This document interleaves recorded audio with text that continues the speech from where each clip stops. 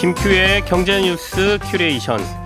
제가 하니까 저도 좀 낯선데요. 여러분도 낯서실 것 같아요. 원래 배아량 리포터의 맑고 고운 목소리로 들어야 되는데 오늘은 특별히 배아량 리포터 대신에 손님을 한 분 모셨습니다. 앞서 예고해드린 대로 오늘 경제뉴스 큐레이션은 김원장 KBS 전 기자와 함께하겠습니다. 어서 오십시오. 안녕하세요. MBC는 처음이시죠? 네. 유튜브에 노는 게 제일 좋아님께서 김원장 기자님 오셨다 파마하셨냐고 묻고 계십니다. 했습니다. 파마가 잘 나왔네요. 유튜브로 보고 계시기 때문에 다들 우리 김원장 기자 스튜디오도 방송 멋지고요. 네. 우리 김치영 기자도 멋지고요. 네. 원래는 사실은 저도 어색한 게 김원장 기자께서 저한테 질문을 하고 저는 대답하는 입장이었거든요. 항상 방송할 때. 근데 오늘은 역할이 바뀌어서 제가 오늘 질문 좀 세게 해보겠습니다. 네. 제가 늘 말하잖아요. 출연자보다 앵커가 편하다고.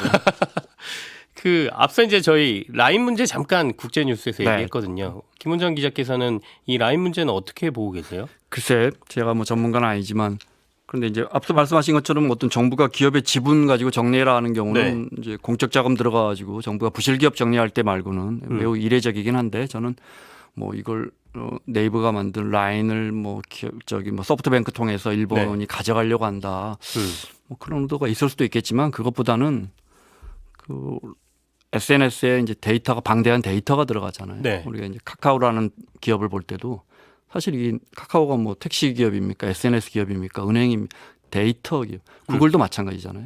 데이터란 말이에요. 그러니까 제가 카카오톡이라 그러면 예를 들어 제가 김치영 기자한테 뭐 3만 원 송금한 정보만 들어있는 게 아니란 말이죠. 뭐 예를 들어 화요일 저녁에 비가 오면 서대문 구청 앞에 택시 타는 비중이 네. 87% 뭐 27% 높아진다. 그 데이터를 카카오 갖고 있단 말이에요.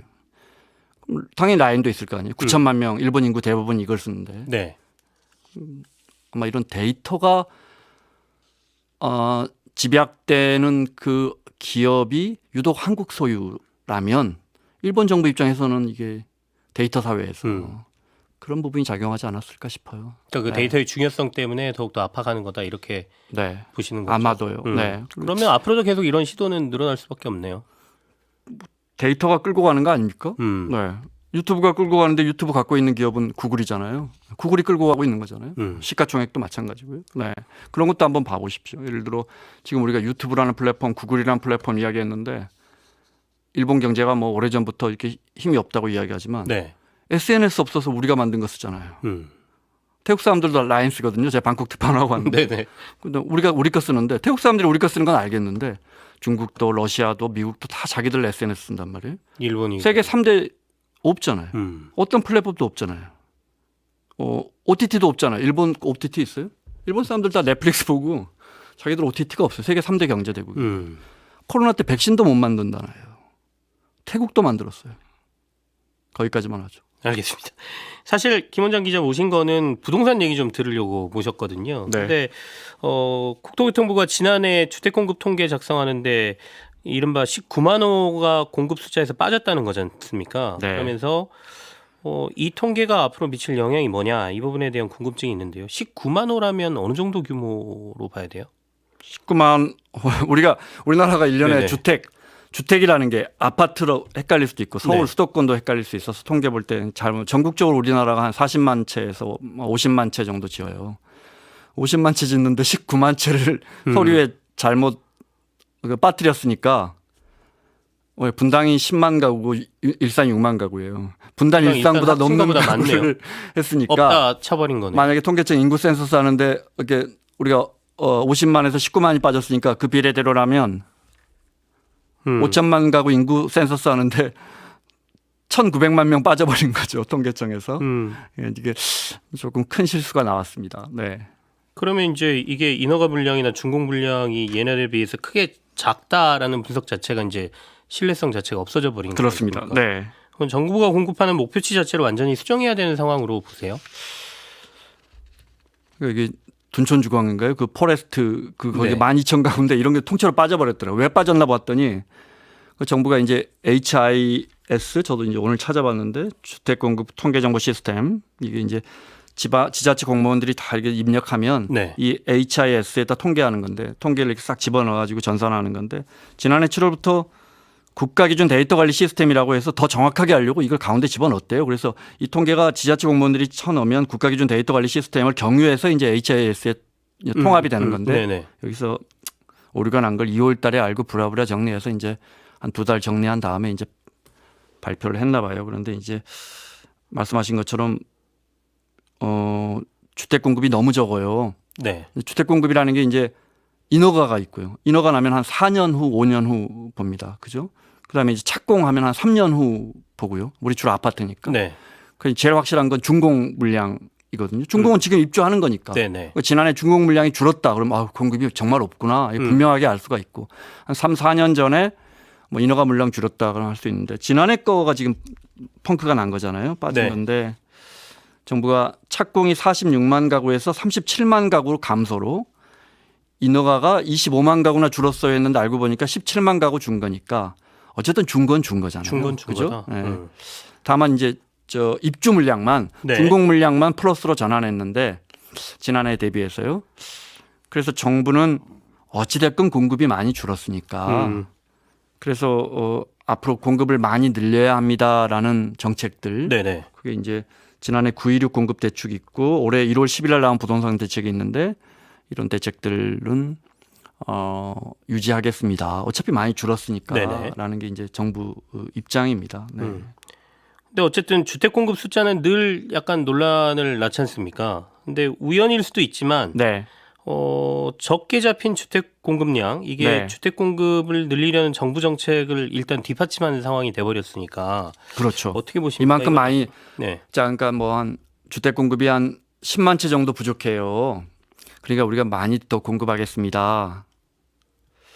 근데 이제 알고 봤더니 한 5만 채 정도 부족해요. 이런 상황이 된 거예요. 네. 수치가 결코 작지 않아요. 말씀드린 것처럼. 그래서 정부의 어떤 정책에 이제 뭐랄까 논리적인 부분이 많이 허술해지긴 했는데 뭐 결과적으로 그랬다 해서 뭐 공무원들이 고의로 했다고는 볼 수 없을 거예요. 아마 뭐 생각해 이걸 고의로 막 이렇게 조작하려면 네. 얼마나 많은 거짓말이 사람과 사람 사이에서 이루어져야 되고 디지털 흔적이 남겠어요. 저는 이건 요즘 같은 세상에서는 불가능하다고 보고 그렇지만 정부가 이제 뭐 정책 과정에서 큰 실수가 나왔는데 정부는 어쨌든 이거 뭐 정책을 바꾸지는 않겠다고 하니까. 근데 공급 정책이 바뀌지 않는다고 해서 정부가 예를 들어 정부가 주택 공급 제일 많이 하는 게 뭡니까? 신도시잖아요. 네.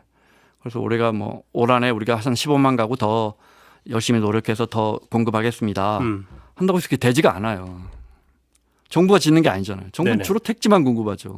정부 임대 아파트 민간이 짓고. 지어야 되니까. 민간이 지어야 돼. 민간이 지으려면 어떻게 하죠? 택지 공급을 해야 되잖아요. 네. 3기 신도시 택지 공급 안 되잖아요. 저 건설사들이 안 사요. 건설사들이 지금 있는 땅 빚도 못 갚고 있는데 네네. 이자 갚기도 벅찬데 우리 건설사들이. 그리고 이제 큰 건설사들 뭐 아시지만 거기는 땅 갖고 저거 하지는 않잖아요. 좀 빨리 해야 되는군요. 아닙니다. 제가 그래서 이제 저 중견 건설사들이 주로 땅을 사서 시행까지 하면서 주택을 공급하는데 경기가 나쁘면 정부가 빨리 공급하려고 해도 잘 안 돼요. 이건 뭐 어느 정부나 마찬가지예요. 그래서 정부 정책대로 이게 설령 정부가 이 정책을 계속 가져간다고 해서 중요한 건 제가 볼 때는 이게 정부 정책대로 되느냐. 시장 경제가서 주택 공급 그렇게 정부 뜻대로 잘 안 됩니다. 네, 택지 공급부터가 안 돼요. 네. 제가 알기로는 우리 김원장 기자께서는 주택 공급 늘리는 것에 대해서 굉장히 보수적인 견해를 갖고 계시는 걸로 알고 있거든요. 그러니까 네, 네. 시장에 주택을 공급한다 그래서 네. 방금 전에 말씀하신 건 제때 공급되는 것도 아니고 그리고 공급된다 그래서 가격을 막 이렇게 뚝 떨어뜨릴 수 있는 것도 아니다. 그래서 네. 공급 대책이 만능은 아니다. 이렇게 보고 계시는 거죠. 주택은 일단 네. 공급은 돼야죠. 네. 네. 오랫동안 그렇게 주장해 왔고요. 뭐 그런데 주택은 기본적으로 소비재니까 멸실됩니다. 네. 서울만 해도 10,000에서 2만 가구 정도 해마다 가만 놔두면 못 쓰는 거잖아요. 지어야죠. 지어야 되는데 뭐 재건축 재개발한다 해서 순증이 한 20% 30%밖에 안 됩니다. 많이 용적률 늘려줘 봤자 한 1,000가구다 하면 정말 많이 늘어나면 1,500가구니까 실제로는 1,000가구는 허무는 거잖아요. 그러니까 500가구밖에 순증을 안 해요. 네. 그래서 주택 공급을 늘리는 게 쉽지는 않은데 늘 나오는 논쟁거리 정말 중요한 주택 정책의 논쟁이죠. 공급이 부족하니까 집을 더 많이 지어야 합니다. 이 부분은 통계적으로도 봐도 네. 맞을 때 있고 틀릴 때 있고 예를 들어 정부 통계를 제가 찾아봤는데요. 이명박 대통령 5년 동안 32만 가구가 서울에 인허가 기준으로 32만 가구. 네. 박근혜 대통령 31만 가구. 근데 박 대통령은 임기 4년 했으니까 이건 이제 조금 더 했다고 봐야 되고요. 사실 문재인 대통령 때 서울에 주택 인허가가 38만 가구예요. 그러면 이명박 대통령 임기 동안 주택 공급이 적었는데 그럼 왜 2014년까지 집값이 안 올랐을까? 앞뒤가 안 맞거든요. 네. 문 대통령 임기 동안 주택 공급이 많았는데 그럼 집값이 떨어져야 되잖아요. 근데 2022년까지 올랐잖아요. 집값이 2022년 하반기까지 올랐단 말이에요. 그거 안 맞잖아요. 반대로도 제가 해볼게요. 이 똑같은 거 가지고요. 이 대통령 임기 동안 한 4년 후 2014년부터 집값이 그래서 오른 거 아니냐 하면 이것도 대충 맞아요. 네네. 그러니까 제가 드리고 싶은 말은 꼭 맞지는 않고요. 집이 부족해서 3, 4년 있다 집값이 오른다고 지금 유튜브 보면 엄청 나오는데 네. 꼭 그런 건 아니고 사실은 주택 공급이 적으면 집값이 오르는 게 아니라 집값이 오르면 주택 공급이 늘어요. 집값이 내리면 지금처럼 주택 공급이 줄어요. 도리어 그러니까 가격 때문에 주택 공급은 결정된다는 당연하죠. 뜻이죠. 그러니까 주택 공급이 집값의 변수가 아니고 집값이 주택 공급의 종속 변수입니다. 이건 꼭 기억하시면 좋겠습니다. 알겠습니다. 다른 얘기도 좀 해볼게요. 부동산 말고요. 민주당이 국민들한테 25만 원의 이른바 민생회복기금을 지급하려고 하지 않습니까? 네. 정부 반대가 만만치 않은데 이거 어떻게 보십니까? 기재부는 일단 이것 갖고 추경할 수는 없다. 네. 경기 침체가 와야 추경한다. 경기 침체라는 건 여러분 아시다시피 이제 2분기 이상 GDP가 마이너스가 나야 경기 침체라고 합니다. 공식적으로. 용산도 이제 여기에 대해서는 오히려 선별 지원하자. 네네. 뭐 이런 입장이라. 근데 이제 우리가 국민들에게 형편이 어려운 국민들에게 얼마를 지원해야 할지 그래서 적정한 재정 적자의 규모가 얼마인지 우리는 모릅니다. 모르는데 드리고 싶은 말씀은 지난해 재정 적자가 83조 났잖아요. 네. 정부가 거둔 세금보다 83조를 더 쓴 겁니다. 보통 보수 정부는 세출을 줄이죠. 근데 세출이 줄어드는 전년비에 세출이 줄어드는 나라는 어느 나라도 없습니다. 멀쩡한 나라 중에. 우리 해마다 한 5% 늘어났나. 네. 문재인 정부 때는 코로나도 있고 해서 한 8% 늘어나는데 그러니까 뭐 좀 줄어들긴 했는데 그런데 세입이 너무 많이 줄었단 말이죠. 그래서 83조 적자가 났는데 네.